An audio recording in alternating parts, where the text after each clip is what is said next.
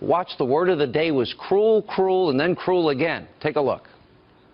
Today's actions by the president and Jeff Sessions is nothing short than cruel as well as compassionless. And we're just going to go and cruelly just take them away from this life. Trump could just tell Congress to do it without terrifying and scaring the bejeebers out of all these kids. In other words, there's a cruelty there. This is a signal, and it's a signal to say I can do something that a lot of people think is cruel. This was a cruel, inhumane, and unnecessary move that the Trump administration did today. His critics say the decision was cruel. Immigration advocates say the move to cut them off is cruel. If you guys could zoom in on the Statue of Liberty right now, I suspect she'd be shedding a tear. This is a dark day for our country.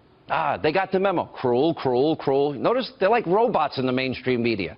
And I got to tell you something. The president has already given Congress 8 months. Now they have 6 additional months.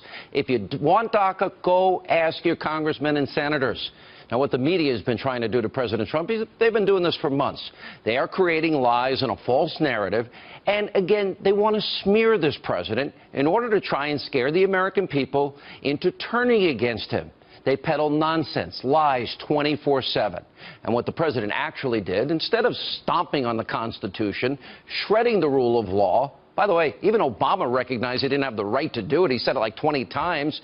Well, President Trump is giving Congress now an additional 6 months to do their job, legislate, and come up with a solution.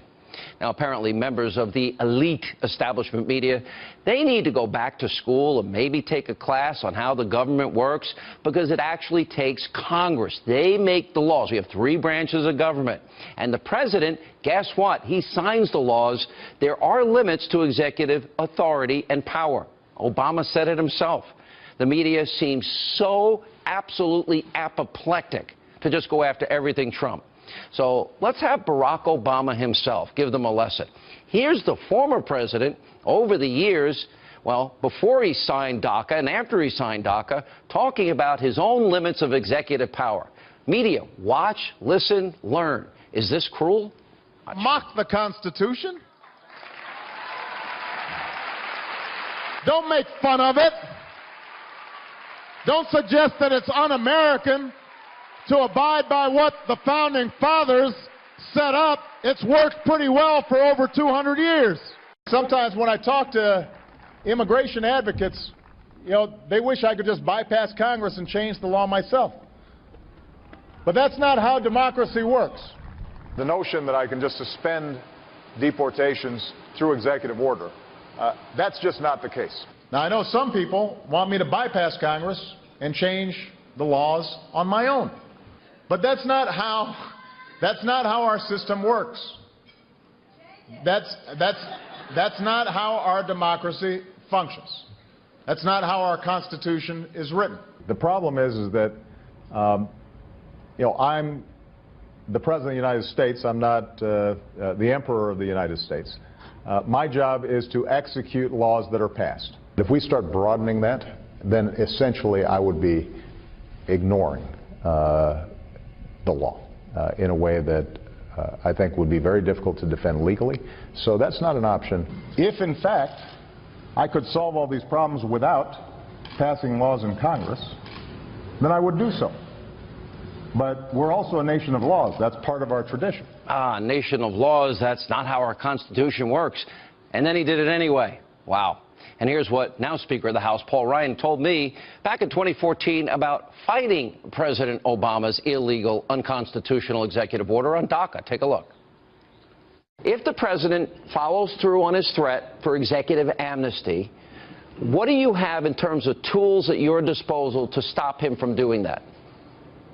Well, first of all, it's unconstitutional. So we're already going through the court system on other unconstitutional executive orders that he has worked on, and we would add this to the pile.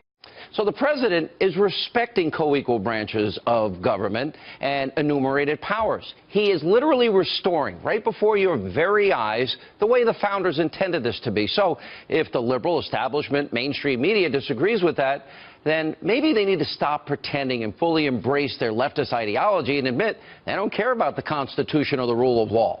All the president did here and wants to do here is follow the law of the land and protect the American people. For example, and this is something the Destroy Trump media will never tell you, which is why we take over for them.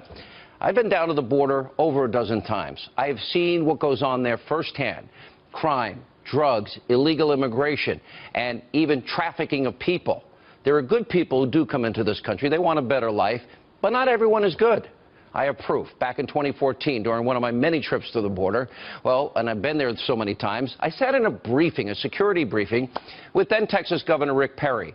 And what we learned was shocking. Over a 7-year span, illegal immigrants, that's right, in Texas alone, had committed 642,000 crimes, including murder and other violent crimes against Texans. Watch the security briefing. The criminal aliens have been responsible for about 642,000 criminal offenses.